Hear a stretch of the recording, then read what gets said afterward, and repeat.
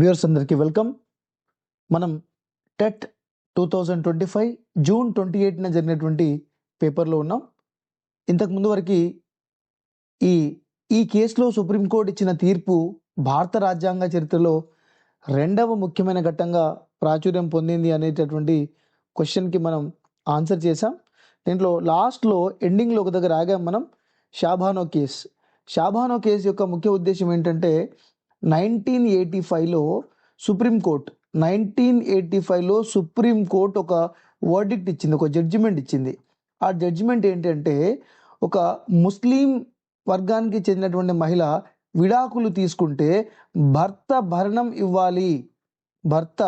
భరణం అంటే మెయింటెనెన్స్ ఇవ్వాలి అని తీర్పు చెప్పింది. ఈ తీర్పుని చాలామంది ఇస్లాం ఫాలోవర్స్ ఏం చేశారంటే మా ఇస్లాంలో ఇలా భరణం ఇవ్వడం అనేది వ్యతిరేకం అని చెప్పి చాలామంది గొడవ చేశారు.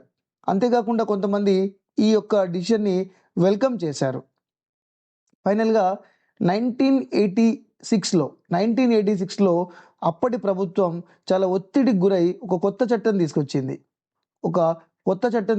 ఎందుకంటే ముస్లింలందరికీ భయపడి కొంతమంది ముస్లింలేమో ఇది చాలా బాగుంది, మా మహిళలకు కూడా భరణం ఇవ్వాలి అని వాళ్ళు హ్యాపీగా వాళ్ళ యొక్క ఫీలింగ్ని షేర్ చేశారు. బట్ కొంతమంది మత ఛాందస వాళ్ళు ఏం చేశారంటే ఇది మా ఇస్లాంకి వ్యతిరేకం అని చెప్పి గొడవ చేయడంతో అప్పటి ప్రభుత్వం 1986లో ఒక కొత్త లా తీసుకురావడం జరిగింది. ఈ లాలో ముఖ్యాంశం ఏంటంటే ఓన్లీ 3 నెలలు మెయింటెనెన్స్ ఇస్తే సరిపోతుంది. 3 నెలలు ఏమిస్తుంది? ఎవరిస్తారు? మత సంస్థలు. అంటే ముస్లిం యొక్క మత సంస్థలు విడాకులు పొందినటువంటి మహిళకి కేవలం 3 months మెయింటెనెన్స్ ఇస్తే సరిపోతుంది అనేది కొత్త చట్టం. పాత చట్టం ఏంటి? భార్య భర్త నుంచి విడాకులు తీసుకుంటే భర్తే మెయింటెనెన్స్ ఇవ్వాలి అనేది పాత చట్టం. Next question. The international organization that was started with a twin objective of ensuring lasting peace and human development, శాశ్వత శాంతి మరియు మానవ అభివృద్ధిని నిర్ధారించడం అనేటటువంటి 2 లక్ష్యాలతో ప్రారంభమైన సంస్థ ఏంటంటే యునైటెడ్ నేషన్ ఆర్గనైజేషన్. ఇది 24 అక్టోబర్ 1945న ఏర్పాటు కాబడింది. దీంట్లో ఈ ఏర్పాటులో అప్పటి అమెరికా ప్రెసిడెంట్ ఎఫ్డి రూజ్వెల్ట్ చాలా కీలక పాత్ర పోషించడం జరిగింది. తర్వాత నాన్ అలైన్మెంట్ మూమెంట్ మనకు తెలుసు. థర్డ్ వరల్డ్ నేషన్స్ అంటే ఏంటంటే after the second world war, రెండో ప్రపంచ యుద్ధం తర్వాత ఇండిపెండెన్స్ పొందినటువంటి అన్నిటిని కూడా థర్డ్ వరల్డ్ నేషన్స్ అంటారు. Third world nations which are got independence after the second world war, రెండో ప్రపంచ యుద్ధం తర్వాత స్వాతంత్రం పొందిన దేశాలని మూడో ప్రపంచ దేశాలు అంటారు. ఈ మూడో ప్రపంచ దేశాలు కూడా ఇటు యుఎస్ఏ యొక్క గ్రూప్లో చేరకుండా అలాగే యుఎస్ఎస్ఆర్ గ్రూప్లో చేరకుండా కొత్త విధానాన్ని ఇవి వేసుకున్నాయి. కొత్త విధానానికి ఇవి బాసటగా నిలిచాయి. అదే నాన్ అలైన్మెంట్, దీన్ని అలీనోద్యమం అంటారు. అంటే అలీనోద్యమం యొక్క ముఖ్య ఉద్దేశం ఏంటంటే స్వాతంత్రం పొందిన దేశాల మధ్య సహకారం, అంటే థర్డ్ వరల్డ్ నేషన్స్ మధ్య సహకారం ఉండాలి. ఇప్పుడిప్పుడే మనకి ఇండిపెండెన్స్ వచ్చింది, సో మన మధ్య సహకారం ఉండాలి అనే ఉద్దేశంతో దీన్ని ఏర్పాటు చేయడం జరిగింది. అంతేకాకుండా ఇటు అమెరికా శిబిరంలో జాయిన్ అవ్వకుండా అలాగే రష్యా అంటే అప్పటి యుఎస్ఎస్ఆర్ శిబిరంలో సభ్యత్వం పొందకుండా తటస్థంగా ఉంటూ ఒక కొత్త గ్రూప్ని మనం అలీనోద్యమం అంటారు. ఓకే, సో ఇప్పుడు ఈ యునైటెడ్ నేషన్ ఆర్గనైజేషన్కి సెక్రటరీ జనరల్ ఉన్నారు. Secretary general for united nation organization, so ఆయన పేరు ఆంటోనియో గ్యుటెరెస్.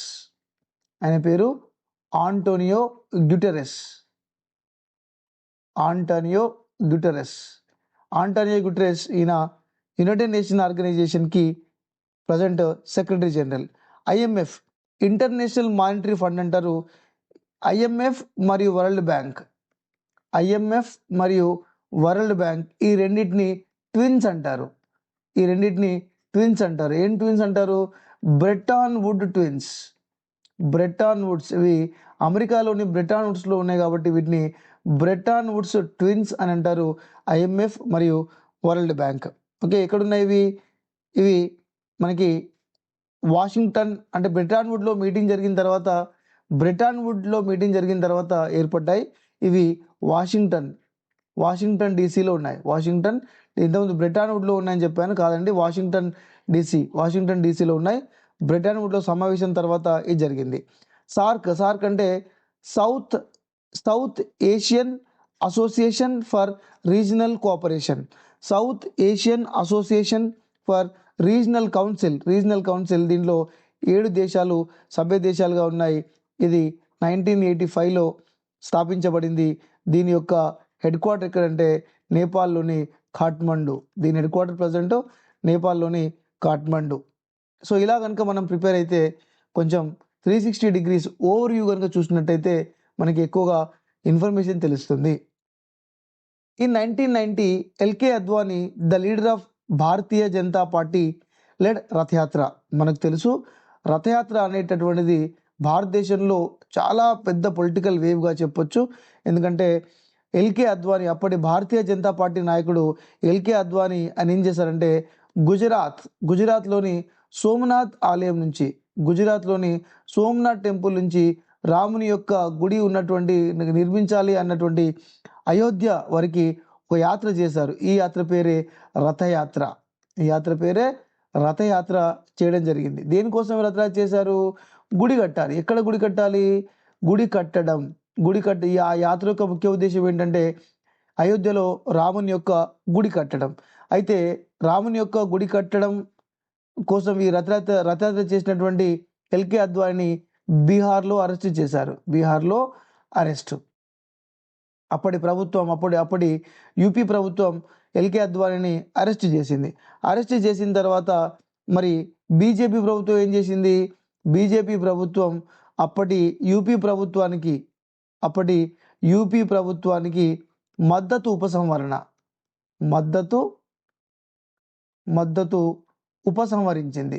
సో ఉపసంహరించడంతో ఈ యూపీలో గవర్నమెంట్ పడిపోయింది. ఎందుకంటే బీజేపీ వాళ్ళు రథయాత్ర చేశారు. రథయాత్ర చేసిన తర్వాత ఎల్కే అద్వానీ అరెస్ట్ అయ్యారు. ఎల్కే అద్వానీ అరెస్ట్ అయిన తర్వాత బీజేపీ అప్పటి కళ్యాణ్ సింగ్ ప్రభుత్వానికి మద్దతు సపోర్టు విత్డ్రా చేసింది. సపోర్టు విత్డ్రా చేయడంతో యూపీ ప్రభుత్వం కూలిపోయి మళ్ళీ ఎన్నికలు వచ్చాయి. మళ్ళీ ఎన్నికలు రావడం జరిగింది. Next, as per the Article 324, Clause 6 of the Indian Constitution, it utilizes the services of central and state government employees. Election కనుక జరిగితే మరి ఎలక్షన్ కమిషన్కి సొంత స్టాఫ్ ఉండరు కాబట్టి ఎలక్షన్ కమిషన్ ఏం చేస్తుంది? రాష్ట్ర ప్రభుత్వ ఉద్యోగులను అలాగే కేంద్ర ప్రభుత్వ ఉద్యోగులని ఉపయోగించుకుంటుంది. మరి కేంద్ర ప్రభుత్వ ఉద్యోగులు కావాలంటే ఎవరి పర్మిషన్ కావాలి? రాష్ట్రపతి పర్మిషన్ కావాలి. We need president permission to recruit or appoint central government employees to work in election duty. అలాగే స్టేట్ గవర్నమెంట్ అంటే గవర్నర్ యొక్క పర్మిషన్ తీసుకొని రాష్ట్ర ప్రభుత్వ ఉద్యోగులకి ఎలక్షన్ డ్యూటీ చేస్తారు.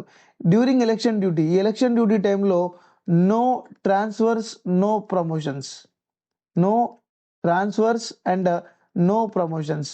ఎలక్షన్స్ అయ్యేదాకా ట్రాన్స్ఫర్స్, ప్రమోషన్స్ ఎలక్షన్ డ్యూటీలో ఉన్న వాళ్ళని చేయకూడదు. సో ఈ 326 Clause 6 ప్రకారం ఎలక్షన్ కమిషన్ ఎందుకోసం వీళ్ళని తీసుకుంటుంది? ఎలక్షన్స్ని కండక్ట్ చేయడానికి. ఎక్కువగా టీచర్స్, గవర్నమెంట్ ఎంప్లాయీస్ అందరూ కూడా ఈ ఎలక్షన్ డ్యూటీలో పార్టిసిపేట్ చేస్తారు. Next, as per this article of the Indian constitution, the president of India can dismiss the state government and order the governor of the state to take over the administration of the state with the advice of the prime minister. Okay, భారత రాజ్యాంగంలోని ఈ అధికరణం ప్రకారం ప్రధానమంత్రి సలహాతో భారత రాష్ట్రపతి రాష్ట్ర ప్రభుత్వాన్ని రద్దు చేసి రాష్ట్ర గవర్నర్ పాలనని చేపట్టమని ఆదేశించవచ్చు. ఇది చాలా చాలా ఇంపార్టెంట్. చూడండి, మనకి 352 article, 356 article, 360 article. So article number 352 says that national emergency. National emergency.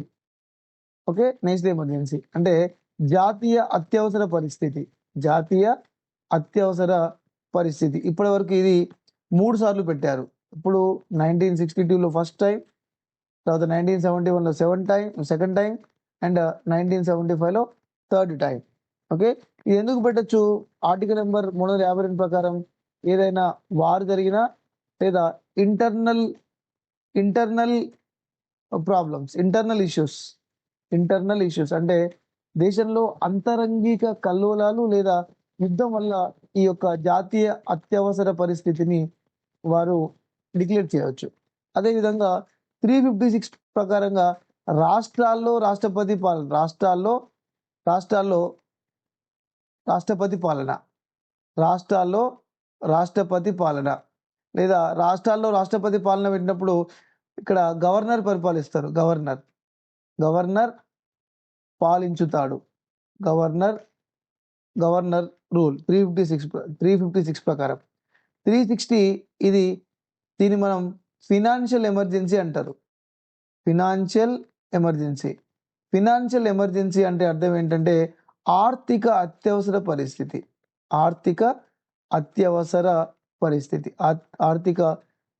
పరిస్థితి. మరి మనకిచ్చిన దాని ప్రకారం ఏదో చూడాలి. అంటే ఉదాహరణకి మన తెలంగాణ ఉందనుకోండి, మన తెలంగాణలో ఏదైనా సరిగా ప్రభుత్వాలు లేనప్పుడు అప్పుడు రాష్ట్రపతి గవర్నర్ని మీ రాష్ట్రంలో ప్రభుత్వం రద్దు చేయి అని చెప్పొచ్చు. ఏ అధికరణం ప్రకారం, ఏ ఆర్టికల్ ప్రకారం?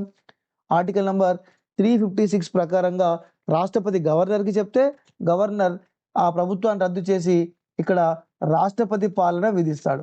352 ఏంటి? National emergency. చెప్పాను కదా ఇంతకుముందు, నేషనల్ ఎమర్జెన్సీ అంటే జాతీయ అత్యవసర పరిస్థితి. మరి ఈ 280 ఏంటి సార్? 280 finance commission. 280 ఏంటంటే ఫినాన్స్ కమిషన్ అంటే ఆర్థిక సంఘం. ఇది ఆర్థిక సంఘానికి సంబంధించింది. సార్ మరి 224 ఏంటి?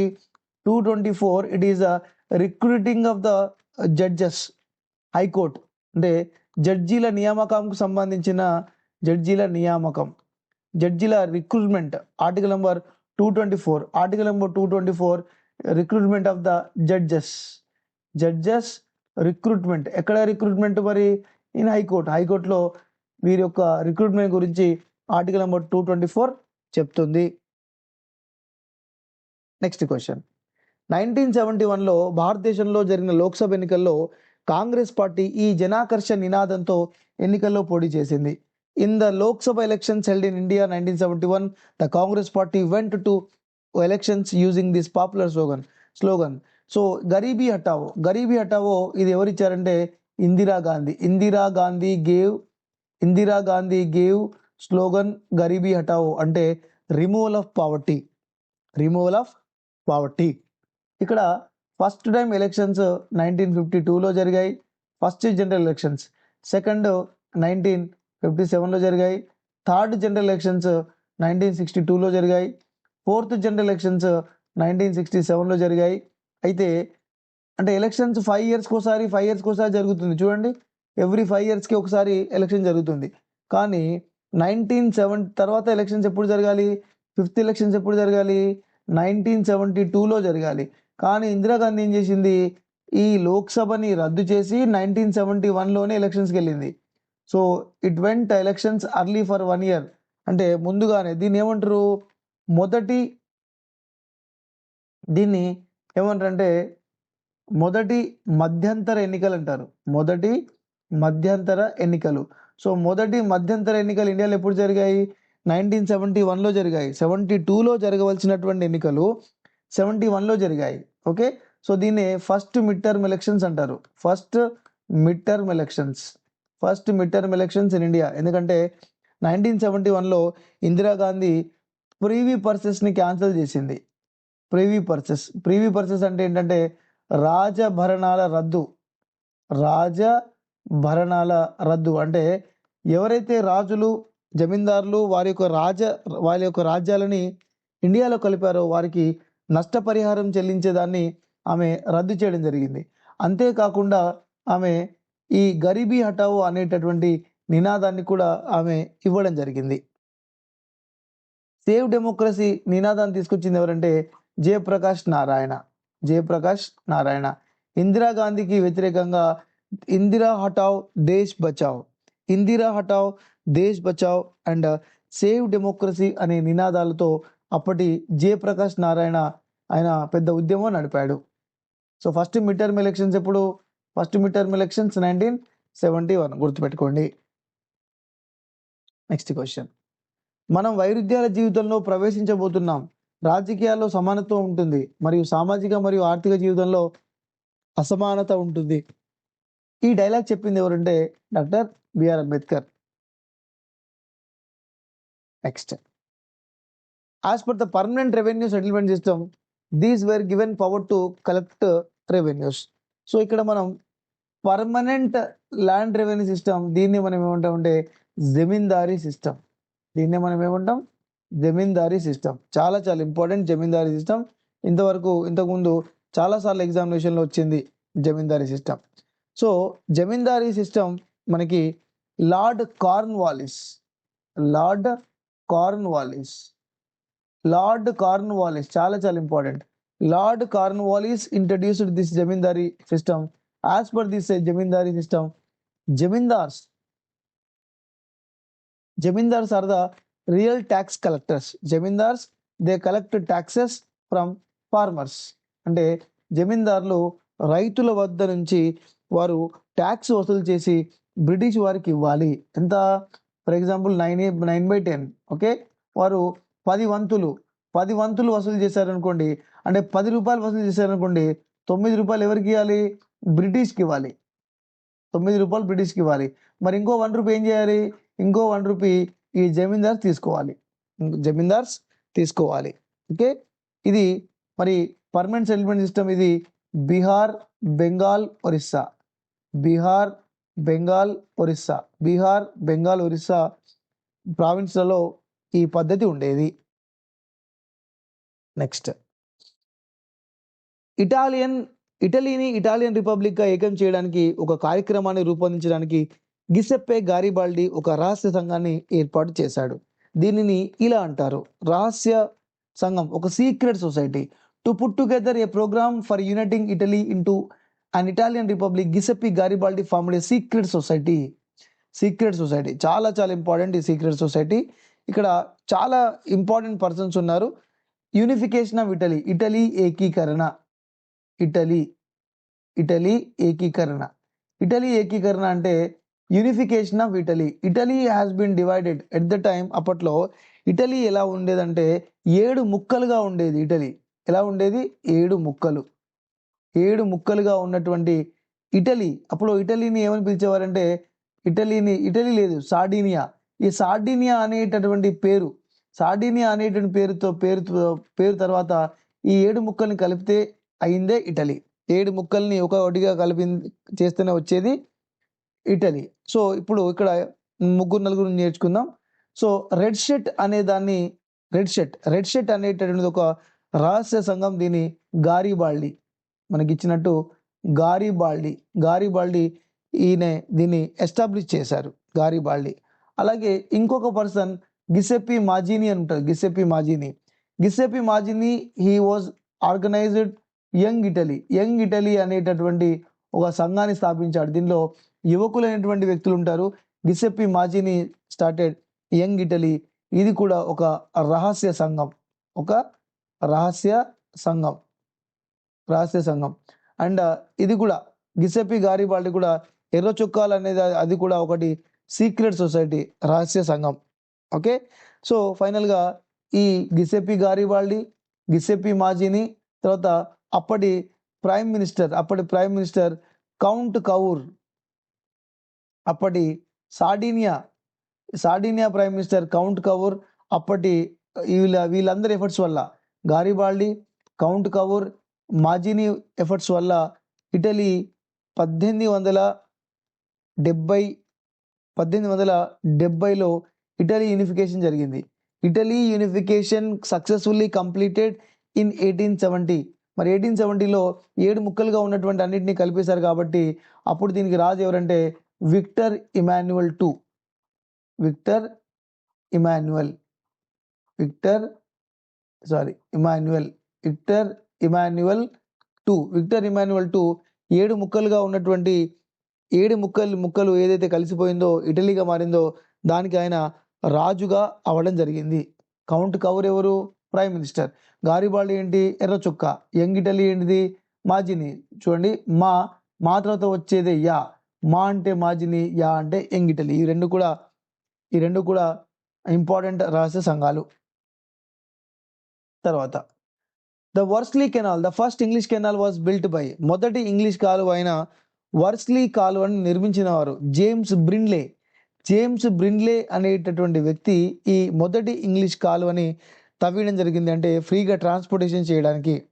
జేమ్స్ బ్రిన్లే ఈయన చదువుకోలేదు, నో ఎడ్యుకేషన్, ఈయన అసలే చదువుకోలేదు. అయినా కూడా ఆయన ఒక కాలువని తవ్వించడం జరిగింది.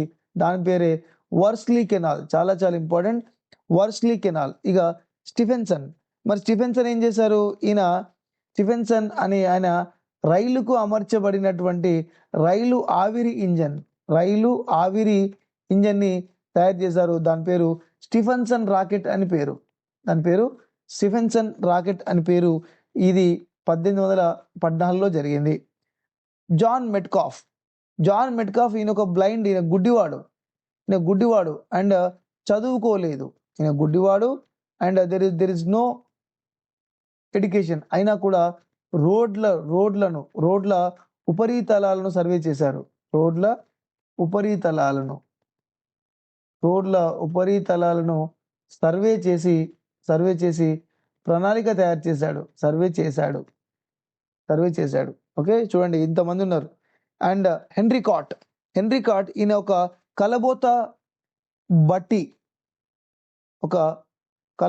అంటే ఆవిరి యంత్రం ద్వారా లేదా వేడి చేసినటువంటి ఇనుము ఏదైతే ఉంటుందో ఆ ఇనుములో ఉన్నటువంటి మలినాలను తీసేయడానికి ఈ కలబోత బట్టి, పుడ్లింగ్ ఫర్నెన్స్ అంటారు. పుడ్లింగ్ ఫర్నెన్స్ షీట్గా పోయడానికి, అంటే కలుషితాలను సులభంగా వేరు చేయడానికి, ఇనుములో ఉన్నటువంటి ఇంప్యూరిటీస్ని వేరు చేయడానికి ఈ కలబోత బట్టిని హెన్రీ కాట్ అనేటటువంటి వ్యక్తి ఆయన ఇంట్రడ్యూస్ చేయడం జరిగింది.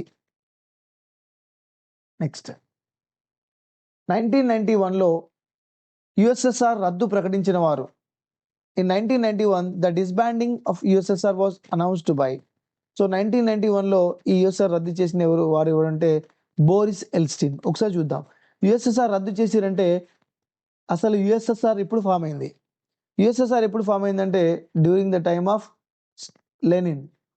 లెనిన్ ఉన్నప్పుడు యుఎస్ఎస్ఆర్ ఫామ్ అయింది. అంటే ఒక 15 దేశాల యొక్క గ్రూప్ ఇది. ఒక 15 దేశాల యొక్క గ్రూపే ఈ యొక్క యుఎస్ఎస్ఆర్. ఓకే, సో అయితే అప్పుడు ప్రజలకి ఫ్రీడమ్ ఎక్కువ ఉండేది కాదు. సో కాబట్టి గార్బచేవ్ టైంలో కొంతవరకు కొన్ని రిఫార్మ్స్ తీసుకురావడం జరిగింది. అంటే అప్పుడు మానవ హక్కుల ఉద్యమం ఇక్కడ రష్యాలో అంతా డిక్టేటర్సే ఉండేవాళ్ళు, అంటే నియంతలే ఉండేవారు ఎక్కువ మంది. అప్పుడు మానవ హక్కుల ఉద్యమం జరిగింది. అప్పుడు ఈ మిఖాయిల్ గోర్బచేవ్ ఆయన పెరిస్ట్రోయికా గ్లాస్నాస్ట్, చాలా చాలా ఇంపార్టెంట్ ఇది. పెరిస్ట్రోయికా తర్వాత గ్లాస్నాస్ట్, పెరిస్ట్రోయికా మరియు గ్లాస్నాస్ట్ అనేటటువంటి రిఫార్మ్ తీసుకోవడం జరిగింది. దీనివల్ల ప్రజలకు కొంత స్వేచ్ఛ ఇచ్చారు వాళ్ళు. అంతకుముందు ప్రజలకి స్వేచ్ఛ లేదు, ఎందుకంటే మన దేశం అభివృద్ధి చెందలేదు. మన దేశం అభివృద్ధి చెందాలంటే మన నాయకుడు చెప్పినట్టే గుడ్డిగా నమ్మాలి అనే భావన ఉండేది. మరి బోరిస్ ఎల్స్టీన్ టైంలో 1991లో ఆయన ఈ యుఎస్ఎస్ఆర్ని ఆయన క్యాన్సిల్ చేయడం జరిగింది. మిఖాయిల్ గోర్బచేవ్ టైంలో ఏం జరిగింది? పెరిస్ట్రోయికా మరియు గ్లాస్నాస్ట్ అనేటటువంటి రిఫార్మ్స్ జరిగాయి. ప్రజలకి కొంతవరకు స్వేచ్ఛ కల్పించడం జరిగింది. Next, in the 16th century a seaborne empire was established over the Indian Ocean. So అది పోర్చుగీస్ వారు, ఎందుకంటే మన ఇండియాకి మొట్టమొదటిసారిగా సముద్ర మార్గం కనిపెట్టింది ఈ పోర్చుగీస్ వారే. ఓకేనా? So 1498 Portuguese they arrived to India 1498లో పోర్చుగీస్ వారు మన ఇండియాని చేరుకోవడం జరిగింది. మొట్టమొదటిసారిగా ఇండియాకు వచ్చిన వారు ఎవరంటే ఫస్ట్ పోర్చుగీసు వారు తర్వాత వచ్చిన వారు డచ్ వారు, డచ్ డచ్ తర్వాత వచ్చిన వారు ఇంగ్లీష్ తర్వాత లాస్ట్ వచ్చిన వారు ఎవరు, ఫ్రెంచ్ వారు. సో ఈ అందరినీ ఓడించి బయటికి పంపిన వాళ్ళు ఎవరు, ఇంగ్లీష్ వారు. సో పోర్చుగీస్ వారు 1498లో ఇండియాకి వచ్చారు, డచ్ వారు 1602లో వచ్చారు, ఇంగ్లీష్ వారు 1608లో వచ్చారు, ఫ్రెంచ్ వారు 1668లో వచ్చారు. 1668లో వాళ్ళు రావడం జరిగింది. అయితే ఎప్పుడైతే పోర్చుగీస్ వారు ఇక్కడికి చేరుకున్నారో ఎక్కడ చేరుకున్నారు వారు, కాలికట్ అనేటటువంటి ప్రదేశాన్ని చేరుకున్నారో ఈ అరేబియా సముద్రం అంతా మాదే, ఈ ఓషన్ మొత్తం మాదే. ఎవరైతే ఈ ఓషన్ని యూజ్ చేసుకొని వస్తారో వాళ్ళ దగ్గర ట్యాక్సెస్ వసూలు చేయడానికి, అంటే ఫస్ట్ ఎవరు వచ్చారు, పోర్చుగీస్ తర్వాత డచ్, ఇంగ్లీషు, ఫ్రెంచ్ వచ్చారు కదా. వీళ్ళ దగ్గర నుంచి ఈ సముద్రం మొత్తం మాది, మీరు డబ్బులు ఇవ్వాలని చెప్పి వాళ్ళ దగ్గర వీరు డబ్బులు వసూలు చేయడం జరిగింది. ఎవరు, పోర్చుగీస్ వారు. అందుకే దీన్ని సీబోర్న్ ఎంపైర్ అంటారు. సముద్ర తీర సామ్రాజ్యం. ఎవరు, పోర్చుగీస్ వారు. అలా బిహేవ్ చేశారు. ఎందుకంటే ఏ పడవ వచ్చినా ఈ రూట్లోనే రావాలి. సో కాబట్టి వాళ్ళ దగ్గర ట్యాక్స్ వసూలు చేసేవారు పోర్చుగీస్. నెక్స్ట్, వితంతుల పునర్వివాహం, ముఖ్యంగా బాల వితంతుల కోసం పోరాడిన సంఘ సంస్కర్త ఈశ్వరచంద్ర విద్యాసాగర్. వితంతు వివాహాల చట్టం 1856, విడో రీమ్యారేజెస్ యాక్ట్ అంటారు. విడో రీమ్యారేజెస్ యాక్ట్ దీన్ని తీసుకొచ్చింది ఎవరంటే ఈశ్వరచంద్ర విద్యాసాగర్. రాజారాం మోహన్ రాయ్ ఎవరు, ఈయన బ్రహ్మ సమాజ్. బ్రహ్మ సమాజ్ స్థాపకులు. ఎప్పుడు స్టార్ట్ అయింది, 1828. ఈయన ఎప్పుడు చనిపోయారు, 1833లో చనిపోవడం జరిగింది. ఓకే. తర్వాత కందుకూరి వీరేశలింగం, ఈయన కూడా ఆంధ్ర బ్రహ్మ సమాజ్.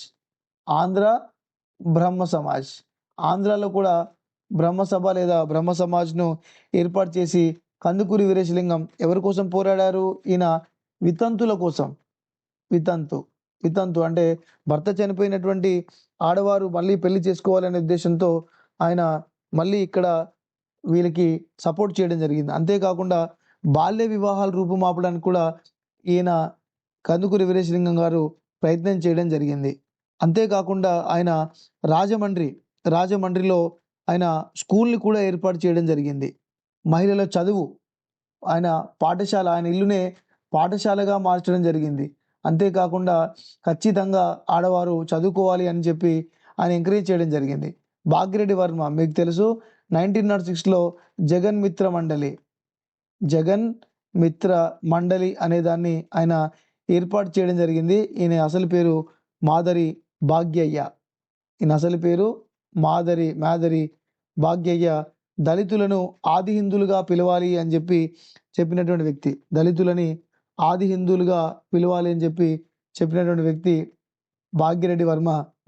హైదరాబాద్లో దళితుల కోసం పాఠశాలను కూడా ఏర్పాటు చేసినటువంటి వ్యక్తి భాగ్యరెడ్డి వర్మ. ఓకే ఫ్రెండ్స్, ఇప్పటివరకు మన దగ్గర దాదాపు ఒక 32 క్వశ్చన్స్ అయినట్టున్నాయి. సో మిగతా సెషన్లో రిమైనింగ్ క్వశ్చన్స్ కూడా మనం సాల్వ్ చేద్దాం. సో చూస్తూనే ఉండండి. మన ఛానల్ నచ్చితే షేర్ చేయండి, లైక్ చేయండి. ఎక్కడైనా అర్థం కాకపోతే దయచేసి అడగండి. ఎక్కడైనా చిన్న ఎర్రర్స్ ఉంటే కనుక ప్లీజ్, నేను మిస్టేక్స్ ఉంటే డైరెక్ట్గా క్వశ్చన్ పేపర్తోనే నేను ఆన్సర్ చేస్తున్నాను. ఎక్కడైనా మిస్టేక్స్ ఉంటే కనుక ఒకసారి బుక్ని మాత్రం రిఫర్ చేసుకోండి. So thank you. I wish you all the best.